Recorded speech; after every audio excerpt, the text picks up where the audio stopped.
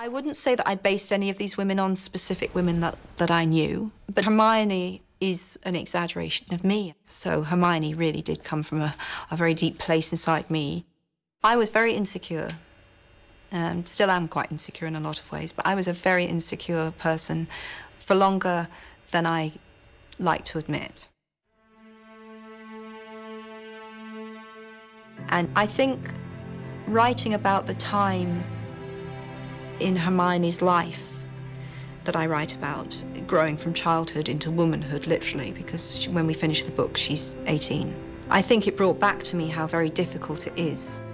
So much is expected of you as you become a woman, and often you are asked to sacrifice parts of you in becoming a girl, I would say. Hermione doesn't. She doesn't play the game, if you like. How could I be so stupid?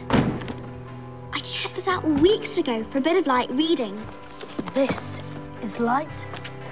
The kind of teasing that Ron gives Hermione for being clever and always being in the library, and, you know, I've had that my whole life. Guys giving me a hard time for doing well and being smart, and so I can totally relate. You're saying it wrong. It's Leviosa, not Leviosa. You do it then if you're so clever. Go on, go on. From the first moment that I spoke to Emma, I just thought, oh, thank Christ.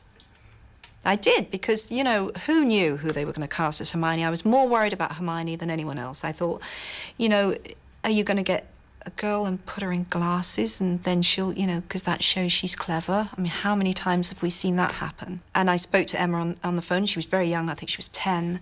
And I thought, you are going to be able to play a very bright, articulate girl with conviction, because that's who you are. I felt like I had the most pressure in a way, because if I screwed up Hermione, I would be screwing up a part of Jo, and it just would have been awful. I remember she sent me a letter after the third movie. She wrote me a letter and she said, "To my perfect Hermione."